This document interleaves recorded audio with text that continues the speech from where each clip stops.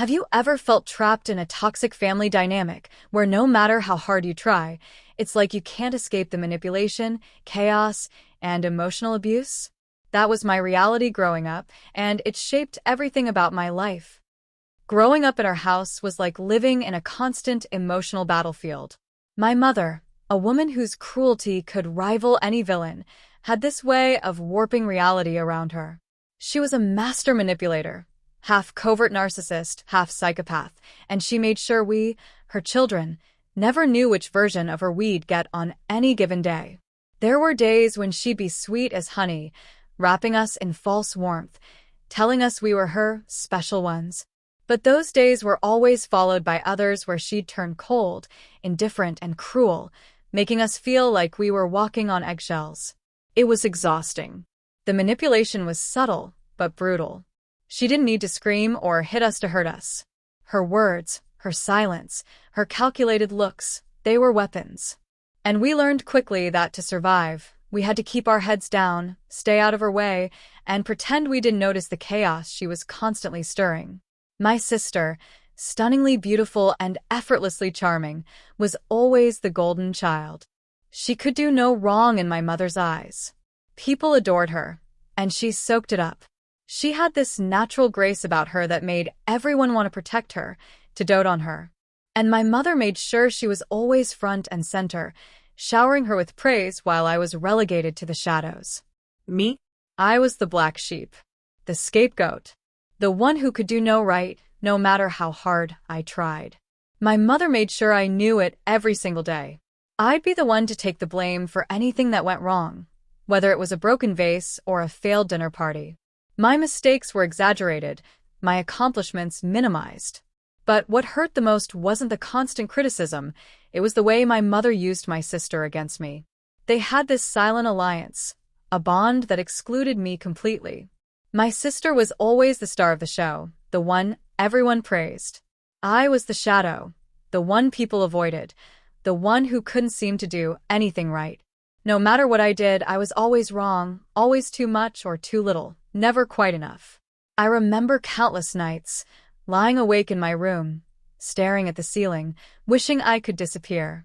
I was told I was too loud, too emotional, too difficult to deal with. I was always trying to be heard, trying to stand up for myself, but it never worked. My mother had a way of silencing me without lifting a finger. With one cutting remark, she could make me feel invisible, like I didn't matter. And somehow I started believing it. My sister seemed to glide through life effortlessly, while I was caught in a constant struggle for validation. But here's the thing, being the black sheep didn't mean I got a better life. It meant I had to fight harder, get tougher, and learn how to survive a world that didn't give a damn about me. My mother had taught me that love wasn't unconditional. It was a commodity to be earned through submission and silence. The more I fought to be myself, the more I felt like I was pushing myself further away from the love and approval I desperately craved. It wasn't just my mother's cruelty that left scars. It was the way she pitted us against each other. Every conflict, every little tension, felt like it was manipulated for her own amusement. She knew how to make me feel like I was the problem, while my sister remained the angel, untouched by any of the blame. It created a wedge between us, one that, for years, felt impossible to bridge. I couldn't escape the drama. There was no normal for us.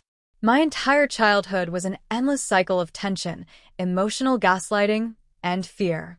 My mother's love was like a mirage, a distant, unreachable thing that I could never quite touch, no matter how hard I tried. She was always in control, always at the center of it all, pulling the strings, and we were left to play the part she'd written for us. After years of living in a constant emotional storm, I became numb to the world. The chaos of our home didn't just fade when I left. It followed me like a shadow, always lurking just beneath the surface. The deep, gnawing feeling that I would never be enough, that I would always be the failure, carried with me into adulthood. I became skilled at hiding it, at pretending I was fine, but deep down, I was already breaking. I was filled with rage. It boiled up inside me, a constant undercurrent to my every move. I didn't know how to handle the hurt, The betrayal, the overwhelming feeling that my entire life had been one long, drawn-out battle for survival. I fought against everything, against myself, against the world.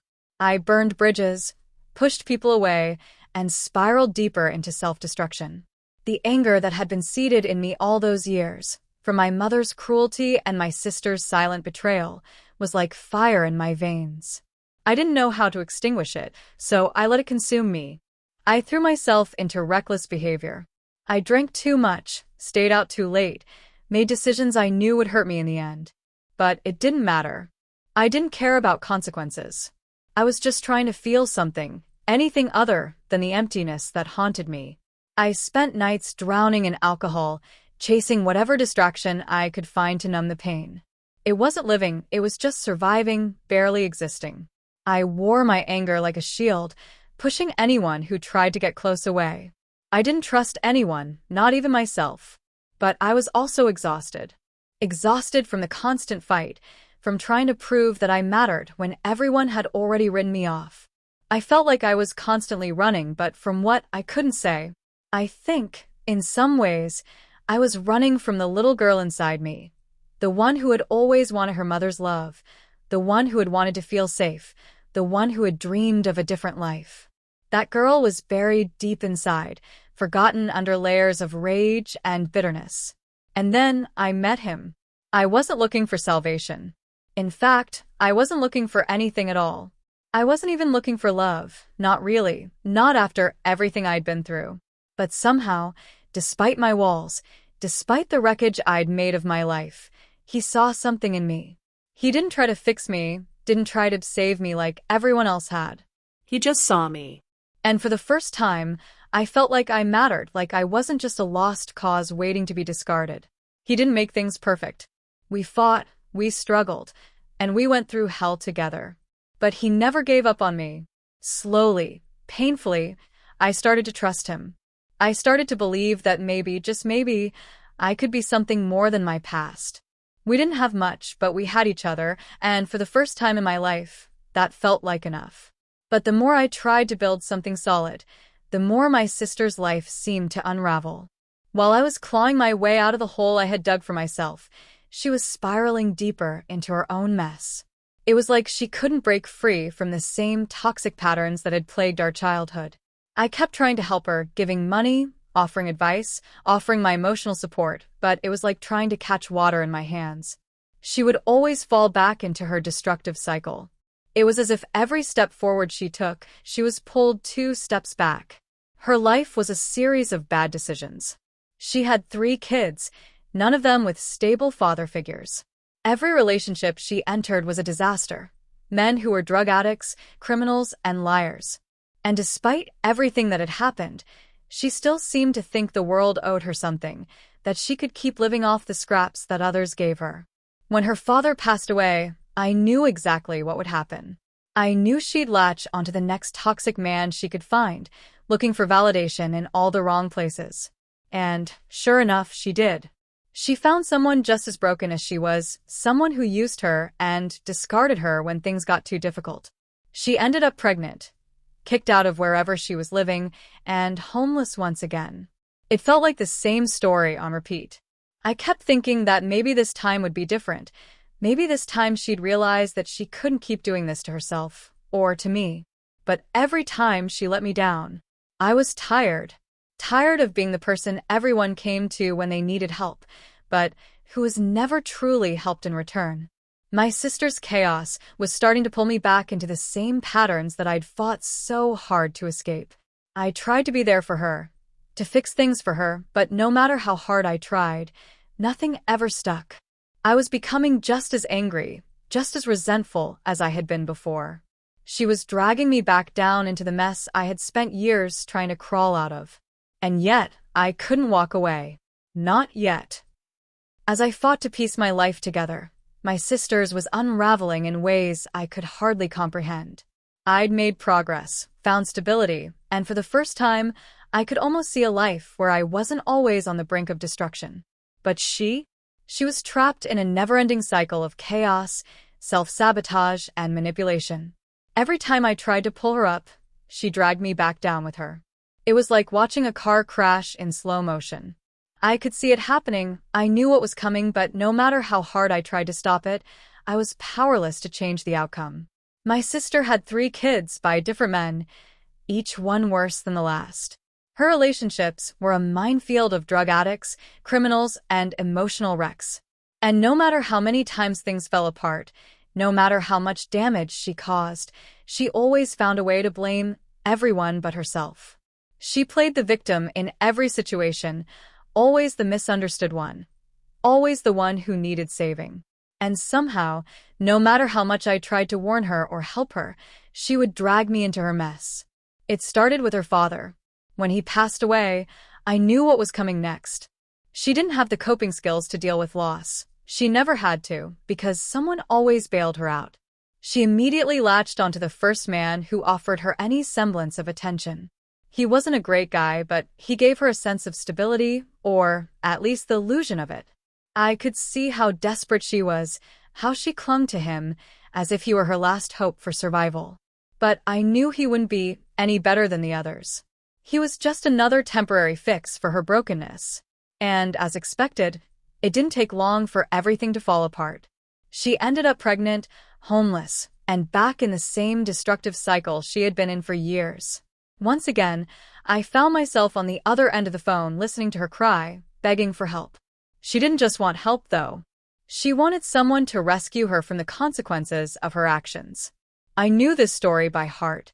I knew that every time I gave her money, or a place to stay, or even just a listening ear, it wouldn't be the last time. I'd seen it 1,000 times before. She'd get what she needed, pretend like things were better, then repeat the cycle. I couldn't even be mad at her anymore. It wasn't her fault. It was just who she was. But it was suffocating. What broke me was how much I was letting it drain me. Every time I gave her an inch, she took a mile. And worse, every time I helped, I felt like I was only encouraging the very behavior I hated. I couldn't keep doing it. But every time I tried to walk away, I'd feel that deep, gnawing guilt take over. The guilt that my mother had instilled in me from childhood. The guilt that if I didn't help, I was abandoning my sister. The guilt that I was turning my back on family. But how much could I give? How much could I sacrifice before I had nothing left to give? One night I got a call. She'd been kicked out of her latest boyfriend's house, and she was at rock bottom. The words were so familiar they made my stomach turn. She was living in her car, or on someone's couch, or in some half-baked arrangement that never lasted. But she needed money. She needed food. She needed me to fix it, just like always. I was so tired, emotionally drained from years of picking up the pieces for her. But that was the role I'd always played. The fixer. The responsible one. The one who put out the fires she started, only for her to start more the next day. I couldn't keep doing it, but I couldn't stop either.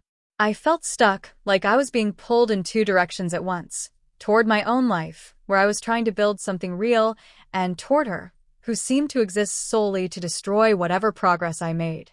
That night, after I wired her the money she begged for, I sat there, staring at my phone, feeling this overwhelming sense of disgust with myself. I wasn't helping her. I wasn't saving her. I was enabling her. I was feeding the chaos she thrived on, just like everyone had always done. The truth was, every time I helped, I lost a little more of myself. And I wasn't sure how much more of myself I could afford to lose. The breaking point came on Thanksgiving. It was supposed to be different. I had spent weeks planning, weeks imagining a perfect family moment, a day where we could pretend for a few hours that things were normal, that we were a family who actually cared about one another. I threw myself into making the dinner. A lavish spread of turkey, stuffing, mashed potatoes, everything just right. I spent over $300 on food and decorations. It was more than just a meal. It was my attempt to create something that felt real, something that could make up for the years of chaos, for the brokenness we all carried. I wanted to believe that I could change the narrative, that for just one day, we could act like we were family. But as usual, my sister ruined it. She showed up late, as if her presence didn't matter. She barely even acknowledged the effort I'd put in. She didn't help with anything, didn't even sit at the table long enough to make small talk. She picked at her food, barely touched her plate, and then, as if on cue, she left early. No thank you, no this was nice, no acknowledgement of what I'd done. It was as if I was invisible. It was as if nothing I did mattered. I stood there, in the kitchen, staring at the half-empty table. The food, the decorations, the family I'd so desperately wanted. Everything felt hollow. And in that moment, I realized just how deep the wound ran. This wasn't just a missed opportunity to connect. It was the stark reminder that nothing I did would ever be enough for her. She didn't care about my efforts, my time, my love. She never had. I wasn't just angry. I was devastated. Devastated because I finally saw the truth, a truth I'd been avoiding for years. I'd been giving and giving, pouring all my energy into someone who would never be able to give anything back. All those years of being the fixer, the one who picked up the pieces, who tried to hold everything together. What had it amounted to? Nothing. She was still the same. Still self-centered. Still oblivious. Still manipulating. I realized, for the first time, that I didn't have the energy to keep trying. I was emotionally exhausted, hollowed out from years of sacrifice. I had been there for her through everything, through every crisis, every breakdown, every mess she created. But each time, it felt like a loop, an endless cycle where I did all the work and she just took. She used me, and I let her. I thought I was helping her, but all I was doing was enabling her to stay in the chaos she thrived in. She wasn't just dragging me down, she was suffocating me. And I couldn't breathe anymore. I had to make a choice. Her or me. But cutting her off wasn't as simple as just walking away. It never is it? She knew exactly how to manipulate my guilt. She had been doing it my whole life. Every time I tried to set boundaries, she'd call me, crying, telling me how alone she was, how nobody understood her, how she was always the victim in every situation. She'd twist things around to make me feel responsible for her pain, as if it was my fault she couldn't get her life together. She knew exactly what to say to make me feel like the bad guy. I had to remind myself that this wasn't about me. It was about her. She wasn't just my sister. She was a person who chose to stay in a toxic cycle of dysfunction, someone who refused to take responsibility for her own life. I couldn't keep putting myself last, couldn't keep sacrificing my peace just to keep her afloat. But the guilt was suffocating. In the end, I realized I had no other choice. I had to let go. For me. I remember sitting there, looking at the phone after Thanksgiving, feeling this deep, heavy silence in the air. I should have felt relief. I should have felt proud of myself for finally choosing my own well-being over the endless chaos she brought. But all I felt was grief. It felt like a death of a version of me that kept hoping she could change, kept hoping she could see the love I'd always tried to give her. But that version of me had to die in order for me to live. So I cut her off. No more calls, no more messages, no more trying to fix her problems. It wasn't easy. It was messy. There were times I felt myself wavering, times I felt that old guilt creeping in. But I knew, deep down, that I was finally doing the right thing for me. For the first time in my life, I was choosing me. And I realized something in that moment. Walking away wasn't about abandoning my sister. It was about saving myself. The truth is, I'd spent so many years picking up the pieces for everyone else that I had forgotten what it felt like to take care of myself. I had forgotten how to love myself. Now it was my turn to heal. There are times in life when you have to make a decision that feels impossible. When the guilt and the love you feel for someone are so overwhelming, it seems like walking away will destroy you. But sometimes, the hardest decisions are the ones that save you. I can't keep living in someone else's chaos. I can't keep sacrificing my peace for people who don't even see the effort. Cutting my sister off wasn't easy, and it wasn't clean. It's something I'm still learning to navigate, but I know this. It was the only way I could start healing. I've spent too many years holding everyone else together. Now it's my turn, and I'll be damned if I let guilt or fear keep me from finally finding peace. There are times in life when you have to make a decision that feels impossible. When the guilt and the love you feel for someone are so overwhelming, it seems like walking away will destroy you. But sometimes, The hardest decisions are the ones that save you. I can't keep living in someone else's chaos. I can't keep sacrificing my peace for people who don't even see the effort. Cutting my sister off wasn't easy, and it wasn't clean. It's something I'm still learning to navigate, but I know this. It was the only way I could start healing. I've spent too many years holding everyone else together. Now it's my turn, and I'll be damned if I let guilt or fear keep me from finally finding peace. If any part of my story resonates with you, if you've ever felt trapped by someone else's drama or been forced to choose your own peace over family, I'd love to hear from you. Drop a comment below and let me know your thoughts, or share your own story. I know I'm not the only one who's been through this. If you found this video helpful, or even just cathartic to watch, please give it a thumbs up and don't forget to subscribe. It really helps the channel, and I'd love to keep sharing more of my journey with you. Thanks for watching, and take care of yourselves. It's time to put yourself first.